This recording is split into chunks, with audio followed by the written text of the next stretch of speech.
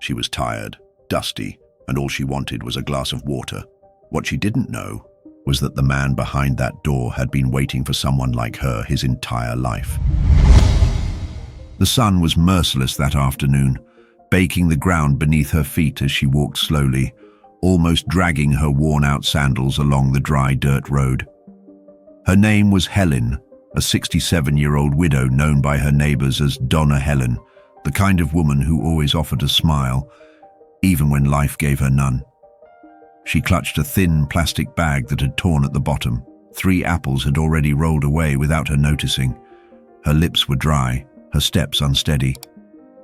The sun, her only companion, showed no mercy as she wiped her forehead with a faded dishcloth she carried in her pocket.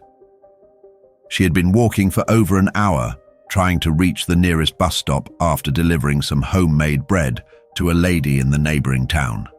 That small job had earned her $5. 5 honest dollars. But now, her body was giving up. Her throat burned.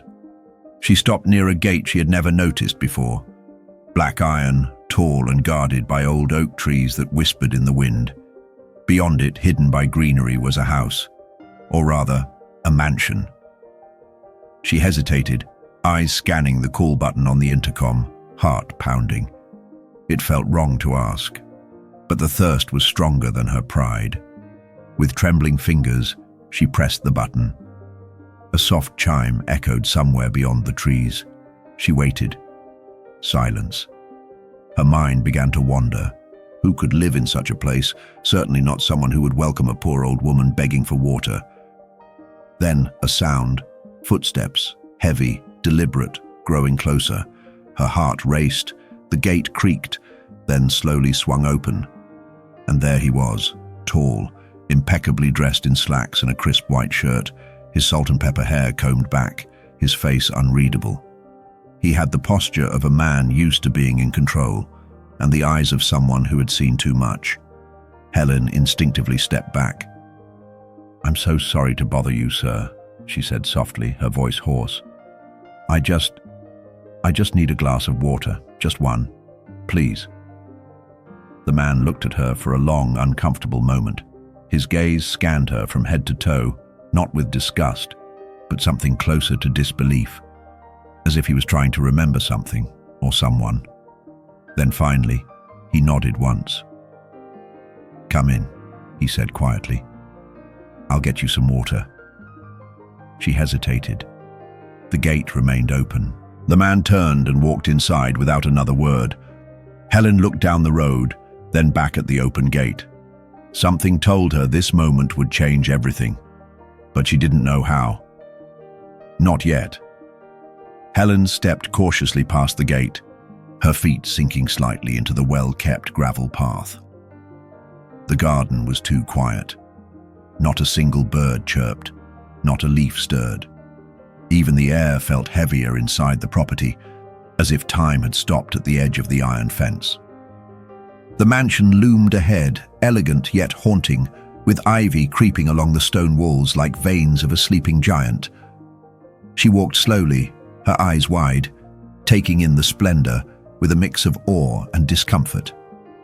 The front door was open, and just inside stood the man. He hadn't said another word since inviting her in. He simply gestured toward a large leather chair in the entrance hall, a place that smelled faintly of lemon polish and silence. "You can sit," he said quietly, then disappeared into another room. His voice was low, distant, as if it belonged to a man who no longer used it much. Helen sat down, careful not to stain the fine leather with her dusty clothes. Her heart was still pounding. She wasn't used to places like this. Everything around her was grand, but somehow sad. There were paintings of landscapes, a large staircase curving to the second floor, and photos in silver frames, but none with smiling faces. A few minutes later, he returned with a glass of water on a silver tray. He handed it to her without a word, but his eyes lingered on her face. There was something in his gaze, a flicker of emotion, quickly buried. Helen took the glass with both hands, as if holding something sacred. "Thank you," she said, voice trembling with gratitude. She took a slow sip, closing her eyes. The water was cold, refreshing, like a miracle. "You came a long way?" he asked, his tone casual, but there was a tension behind the words. "I did," she replied. "I was delivering bread. I walk most places these days. Buses don't come out this far anymore." He nodded, almost to himself, as if confirming something. "What's your name?" "Helen. Helen Carter." He looked down, then up again, as if the name meant something. But he didn't ask anything else. Instead, he said, "You shouldn't be walking in this heat. Sit a while longer. You're safe here." Safe. That word hit Helen harder than she expected. It had been years since someone had offered her safety. She blinked back tears and nodded. As he moved to sit in the chair across from her, the room seemed to shrink a little. Two strangers, both holding pieces of the past they didn't yet recognize, sat in silence. And in that silence, a story was waiting to be told. He sat across from her, elbows resting on the arms of the chair, fingers lightly touching. His name was Richard Whitmore, but she didn't know that yet. Not the name, not the legacy, not the pain. In the world outside his gates, he was a mystery, a billionaire recluse who never left his estate, never appeared in the news unless it was in rumors, and whose company had once built half the city's skyline. But inside these walls, Richard was something else entirely. Alone, haunted and tired of pretending otherwise. He watched Helen with an intensity she couldn't understand. There was something in the way she sat, the way she looked around, the humble grace in her movements. Something about her stirred a memory he hadn't touched in decades. Something so familiar, it made his chest ache. Helen noticed the way he kept glancing at her, but she said nothing. She wasn't one to pry, not in someone else's home. Still, the silence was thick, too thick, and she felt she should say something to cut through it. "You have a beautiful home," she said gently, her eyes scanning the high ceilings, the antique vases, the chandelier that hung like frozen rain from the sky. Richard gave a small, almost reluctant smile. "Thank you. It's quiet." "That it is," she nodded. "Too quiet, maybe." He looked at her again, this time with a trace of surprise. Most people would be in awe. Most people wouldn't dare comment on the stillness that filled the mansion like fog. But she had, and that intrigued him. "I used to think silence was peace," he said, almost to himself. "Now I'm not so sure." Helen took another sip of water, thoughtful. "I think peace is being able to sit with someone without needing to fill the silence." That made Richard pause, his brow furrowed not with annoyance, but contemplation. He studied her. Who was this woman, with her tattered dress and sunken cheeks, speaking wisdom that echoed louder than the chandeliers above them? He leaned forward slightly. "Where are you from, Helen?" "Born and raised right here in the valley," she said with a small smile. "Never left. Raised 3 kids on my own. Lost my husband when I was 42. Been working ever since." He didn't respond. His jaw tightened slightly. It was clear her words had hit somewhere deep. She looked at him. "And you? Lived here long?" Richard hesitated, then nodded. "Long enough to forget what life was like before." Helen didn't press. She only nodded, her gaze soft.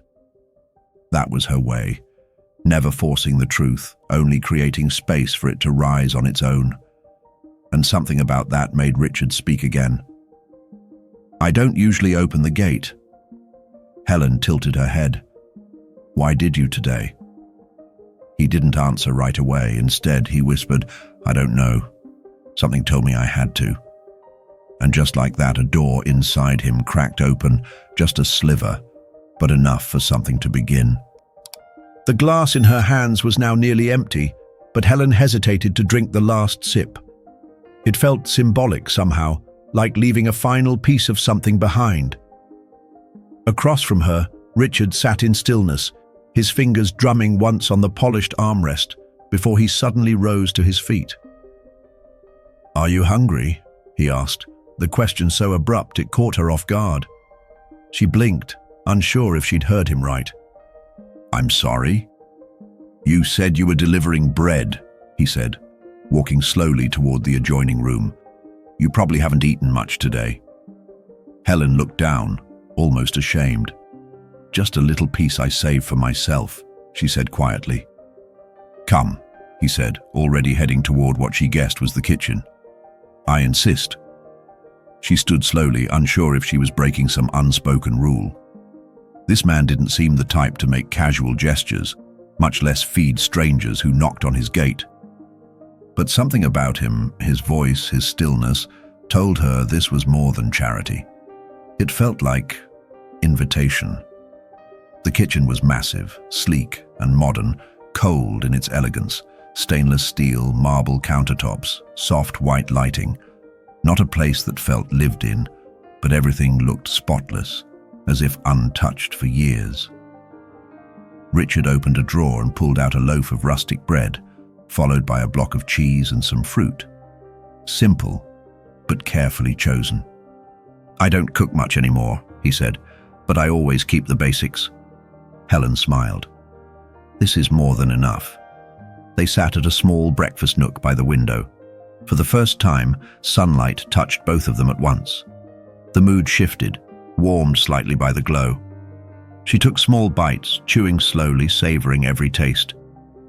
"You know," she said after a pause, "most people would have turned me away, especially someone like you." "Someone like me?" he asked, a bit amused. She nodded. "Wealth, power, those things usually come with closed doors." Richard didn't deny it. He looked down at his plate and then out the window. "Maybe I've kept mine closed too long." The conversation flowed easier now. They talked about the town, how it had changed, who had moved away. Helen mentioned the little bakery on Pine Street, and Richard's eyes lit up for a moment. "My mother used to take me there," he said, almost to himself. Helen tilted her head. "What was her name?" His face changed. Just slightly, but it was enough to know he didn't want to answer that. Not yet. "I don't talk about her much," he said gently. "It's complicated." "I understand," Helen replied, and she meant it. She didn't push further. She knew some wounds weren't ready to breathe. When the meal ended, Richard stood again. "You shouldn't walk back. Let me have my driver take you." Helen smiled, touched. "That's kind of you, but I can manage." He hesitated, then asked, "Would you come back tomorrow?" She blinked. What for?" He looked at her with eyes that held too many years. "I'd like to hear more about you, your life, your stories." Helen studied him for a moment, her heart catching in her chest.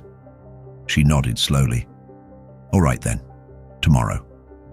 As she walked out through the now familiar gate, she turned once to see him still standing in the doorway, watching her leave like someone afraid to blink and miss something important. Neither of them knew it yet, but this was only the beginning. When Helen returned the next day, the gate opened before she even reached for the intercom. It creaked slowly, as if remembering the sound of visitors. The gravel crunched under her feet again, but this time, her steps were more certain.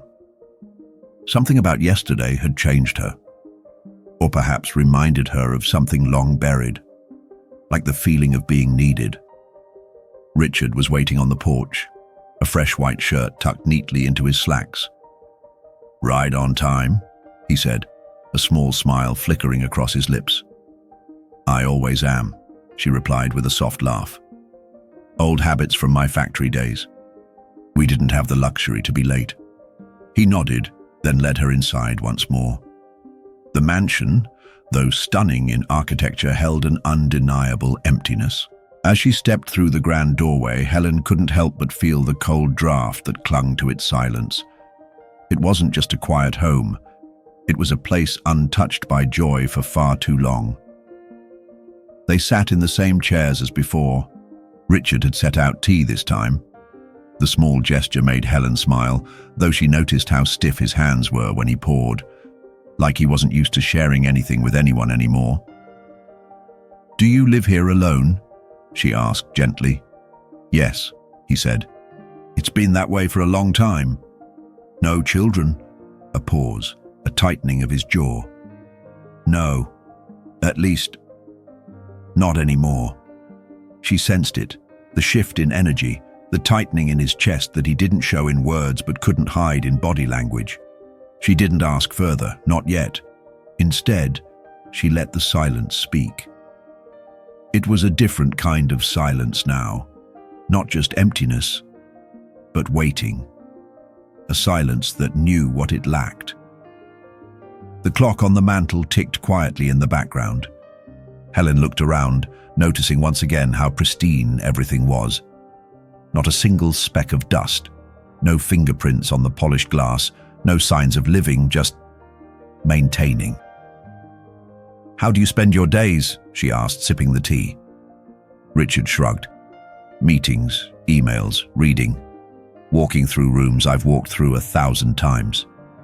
Sounds lonely?" "It is." His honesty surprised her, and for a moment neither of them looked at the other. The truth was laid bare between them, tender and raw. Helen reached into her purse and pulled out a small, crumpled photo. It was of her youngest daughter, now grown. "She calls me every Sunday, without fail." Richard leaned forward to glance at it. His eyes softened. "You're lucky." She nodded. "I am. But luck didn't raise her. Work did. Sweat. Love. God." He was quiet again. But something had changed. His shoulders lowered. His breathing steadied. And then, almost out of nowhere, he said, "My mother disappeared when I was 9. Helen froze. The words hung heavy in the air. "I was at school. Came home, she was gone. No note, no goodbye, just gone." She stared at him, unsure what to say. "I spent years thinking she'd come back. Every knock on the door, every face on the street." A tear formed at the corner of his eye, but never fell. Helen whispered, "I'm so sorry, Richard." He looked up, eyes searching hers. "Do you believe in fate, Helen?" She didn't answer right away. Then softly, "I believe in timing, and that nothing good happens by accident." And deep down, both of them knew something was about to be uncovered. The next visit was different. Helen no longer felt like a stranger. She walked up the gravel path with confidence, and the mansion, though still grand and intimidating, didn't seem to tower over her the way it had before. The gate still creaked, the wind still whispered through the trees, but now there was something warmer in the air, something almost like anticipation. Richard was already waiting with a fresh pot of coffee. He had learned how she liked it, sweet, with a splash of milk. He didn't ask questions this time.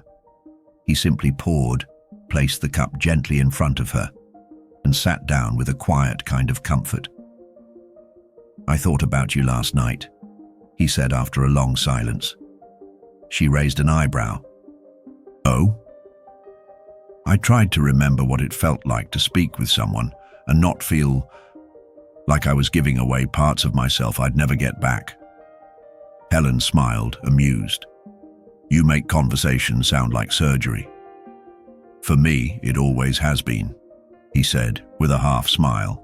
And with that, the floodgates opened. Not all at once, but drop by drop, like rain starting to fall on a roof long untouched. Richard began to ask about her life, her childhood, her dreams, her losses. Helen spoke simply, but her words were rich with detail. She told him about her first job as a waitress at 16, about falling in love with a quiet man who played guitar on weekends and fixed cars during the day, about the baby they lost and the ones they raised, about losing him and learning how to breathe again, alone. He listened, and for the first time in years, someone truly listened to her too. "You're strong," he said. "No, I'm just still standing," she replied. "That's not always strength. Sometimes it's just faith. He admired her. Not in the romantic way men admire beauty, but in the way a tired soul admires someone who has survived the fire without turning to ash.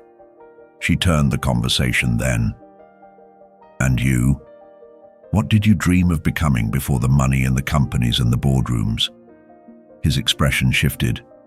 "I wanted to be a teacher, a writer maybe, someone who told stories." "Why didn't you?" "My father," he said plainly. "He had other plans. I was sent to business school. The rest unfolded like a contract I never signed but still had to honor."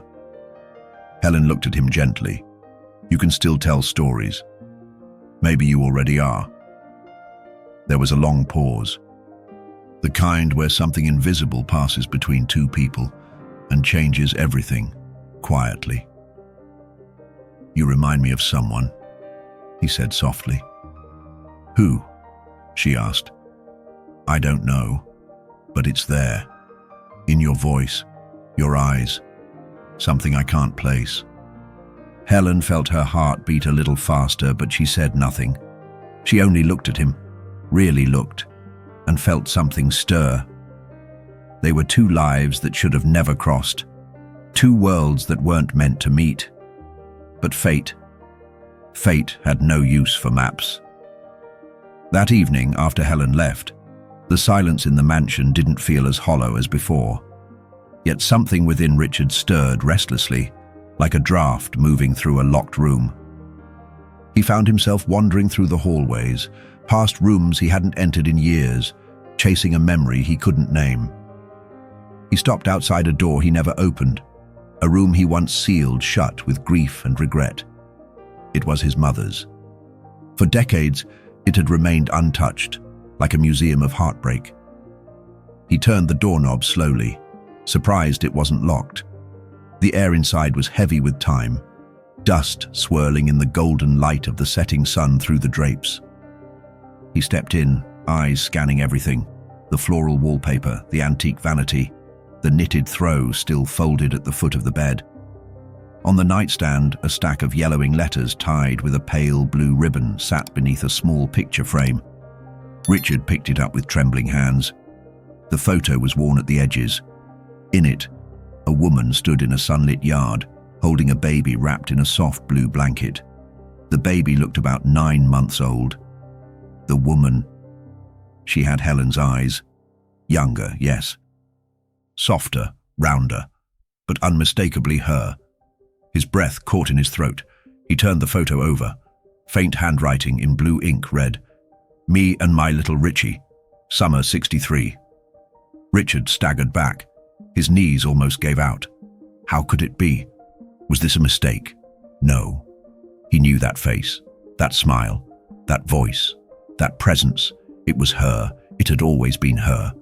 Suddenly the room felt smaller, the air too thick to breathe. The photo shook in his hands. He hadn't cried in years, not since his father died. But now the tears came without warning, like a dam breaking. Downstairs, the mansion remained still. The house had kept its secrets well. But now one of them had clawed its way to the surface. The next morning, Richard waited outside the gate. Helen arrived as always, calm, her soft steps crunching the gravel. But this time, he didn't lead her inside. Instead, he met her halfway. His face pale, the photograph clutched in his hand. He said her name, but his voice cracked. "Helen."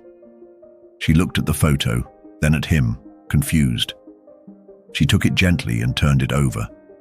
As her eyes found the writing, the world around her tilted.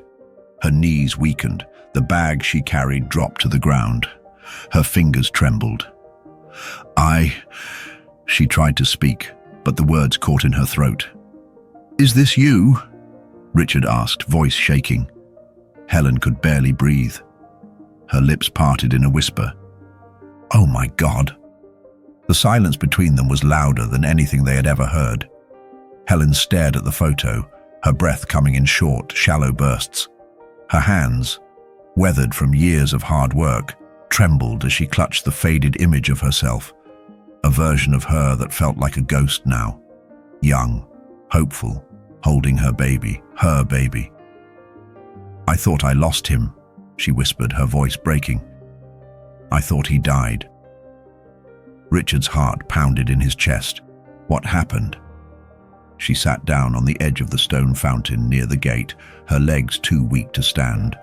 Her voice cracked as the memories came flooding back. "I was 19, alone. My parents had thrown me out when they found out I was pregnant. His father disappeared. I had nothing, just this little room I rented from an old couple. I worked cleaning houses, sometimes 2, 3 a day. It was never enough. One night, I got sick. Very sick. I passed out while holding him. When I woke up, he was gone." Richard's face paled. Gone. "I was told the state took him, that they thought I abandoned him, that I wasn't fit to raise a child." She shook her head, eyes brimming with tears. "I tried everything. I called every agency, begged for information, but they shut the door on me over and over again. I never stopped thinking about him. Never." Richard stood in stunned silence, the world tilting under his feet. "They told me my mother left, that she walked out." Helen looked up at him with shattered eyes. "I would never." And in that instant, both their lives cracked open, the truth spilling out like water through a broken dam. What they had believed all their lives, lies dressed as facts, crumbled into dust. Without a word, Richard turned and motioned for her to follow him. They walked back into the house. This time she noticed the way he moved, heavy, unsure, like a man walking through a dream. He led her to the hallway on the west wing. At the end of it stood a tall wooden door. He opened it slowly. Inside, the room smelled of old books and forgotten years. It was a study lined with dark shelves and leather-bound journals. On one wall hung a single painting, draped with a white sheet. Richard stepped forward and pulled the cloth down. Beneath it was a painted portrait, unfinished, dusty. But it was her, Helen. The artist had captured her young face with gentle strokes, soft colors, and eyes full of sorrow and strength. She looked like she was watching over something, or someone. Richard turned to her. "I had this commissioned years ago based on the photo. I didn't know who you were. I couldn't forget her face." Helen pressed her hand to her chest. It was her. She was the ghost in the halls, the face that haunted the walls of this mansion. Not a stranger, not a visitor, but its heart, its beginning.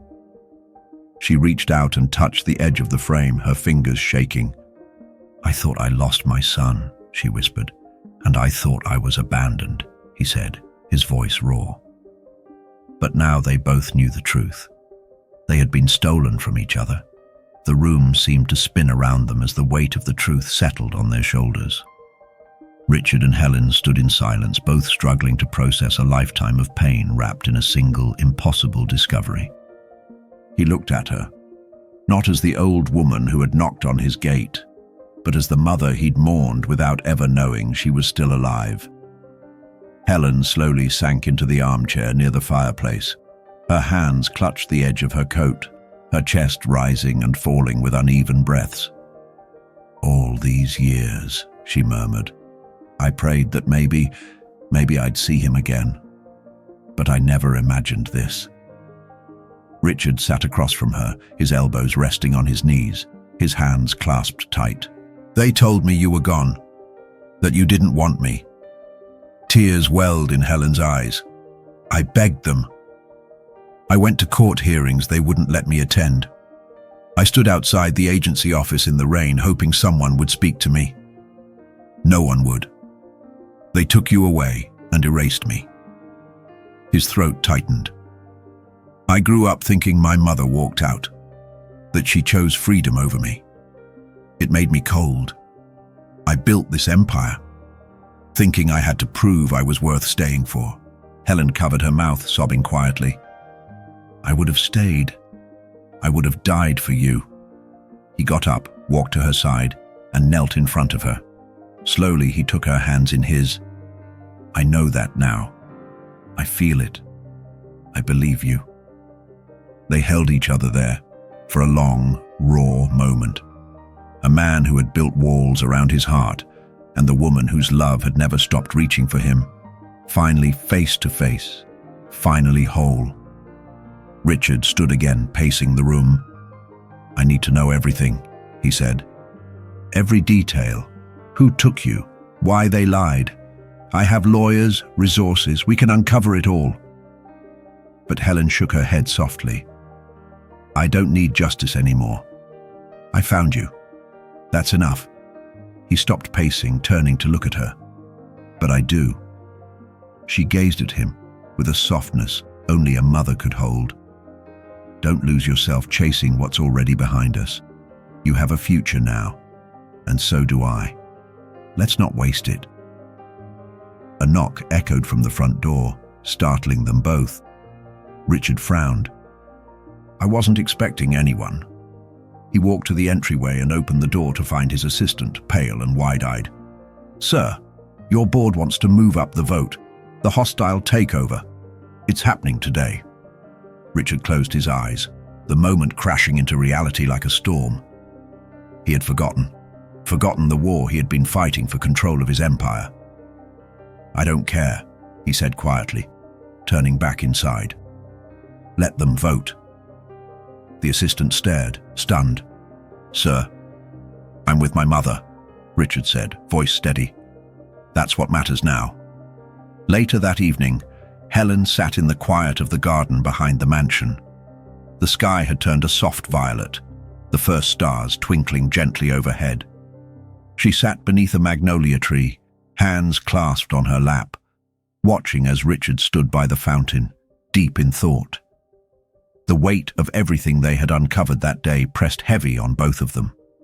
She saw it in his posture, the tension in his shoulders, the way he stared into the water like it held answers. But some wounds couldn't be explained. They could only be felt. "I should have fought harder," Helen said softly from behind him. Her voice cracked with guilt. Richard turned, startled by the sudden break in the silence.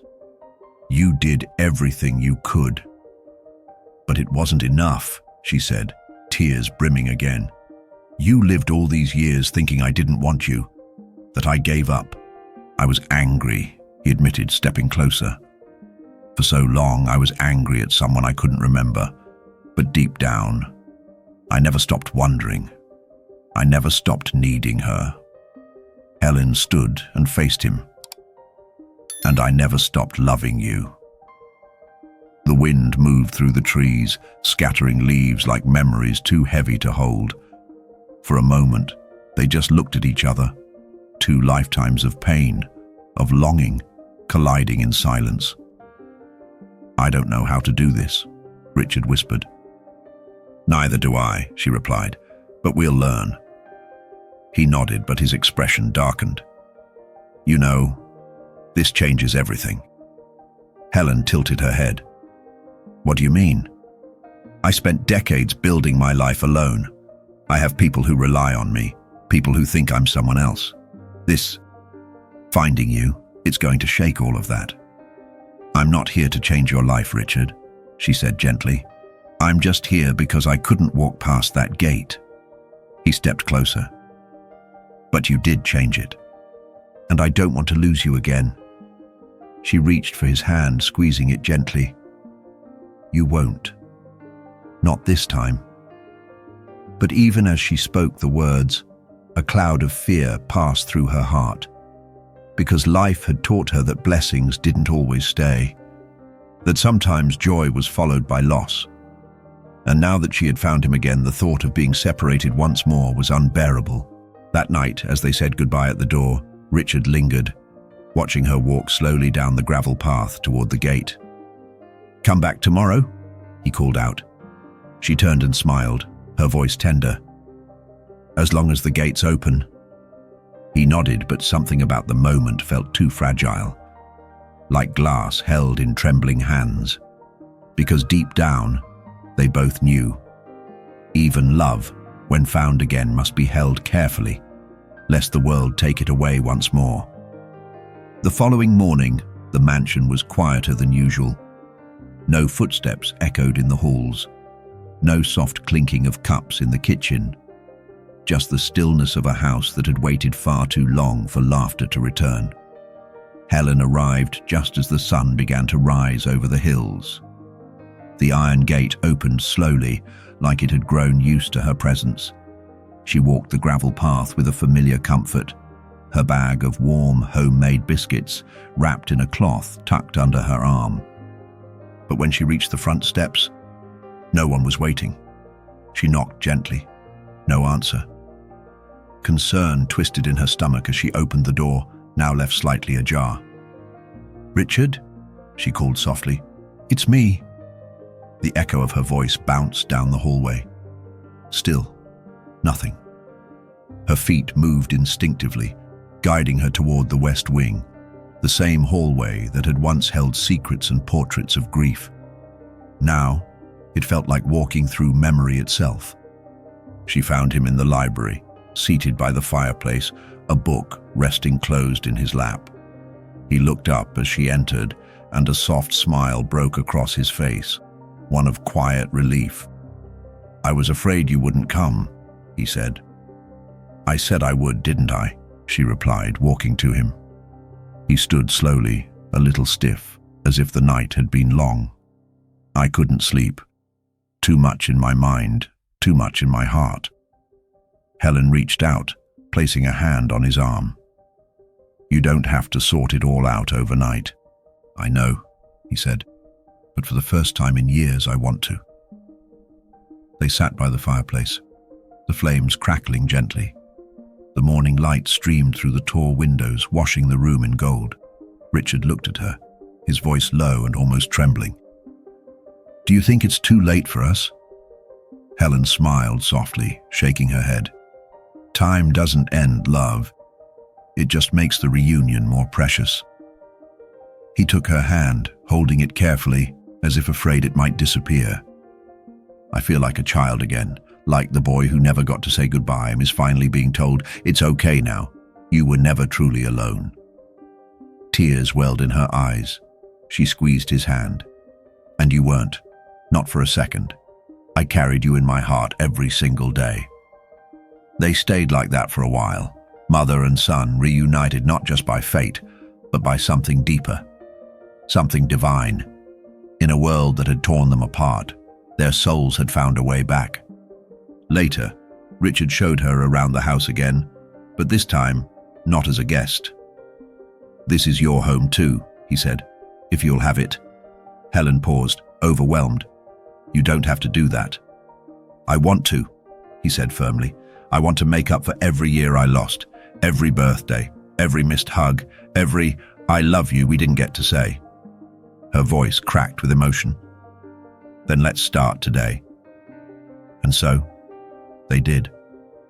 The days that followed moved slowly, almost tenderly, as if the world itself understood the fragility of the bond being rebuilt inside that mansion. The grand estate, once a place of echoes and shadows, began to feel alive again. Curtains were drawn open, rooms dusted, windows cleaned. Light returned to corners long forgotten. Helen had begun cooking simple meals again. Nothing extravagant, just warm, comforting food that filled the house with scents of butter and cinnamon. Richard found himself wandering into the kitchen more often just to hear her hum while she stirred a pot or set a plate. One morning, as she served him coffee at the breakfast nook, he said, "It's strange.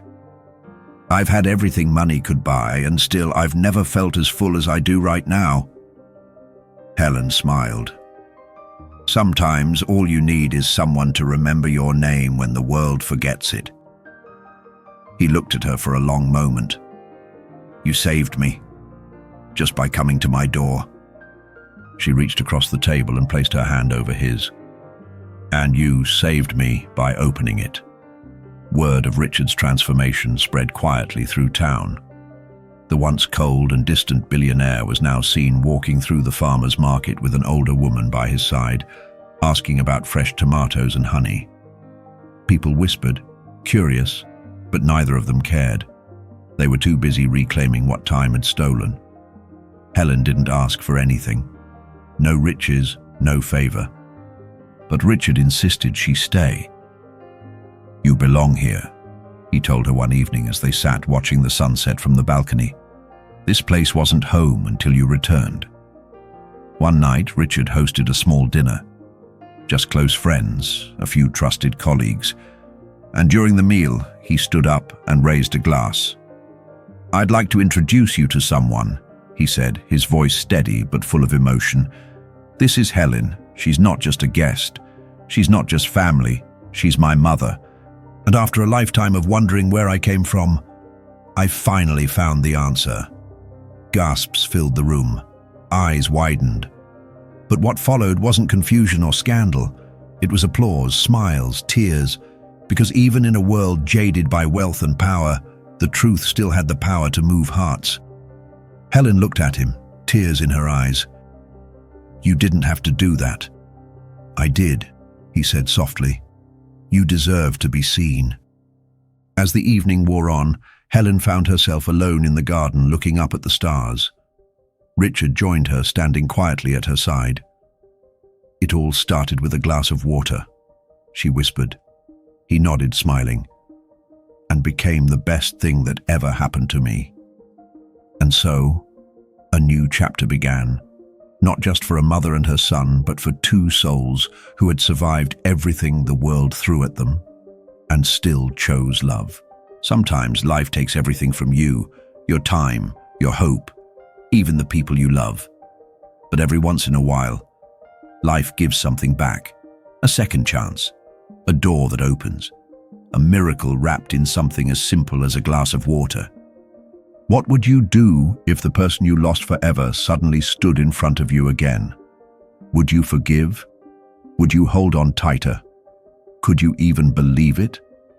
Let us know in the comments. Do you believe this kind of reunion could happen in real life? Have you ever been separated from someone you love, only to find your way back to them? Share your story. We read every single one. If this story touched your heart, leave us a like. And don't forget to subscribe so you never miss another moment like this one. Your support helps us keep telling these emotional, powerful stories that inspire and heal. And if you'd like to help us go even further, consider leaving a super thanks. Your financial support helps us reach more people and share more stories like this. Stories that remind us of the strength of love and the beauty of second chances. Now don't stop here. Click the video on your screen to watch another breathtaking story that might just change the way you see life. Thank you for watching. And remember, sometimes what you're looking for is looking for you too.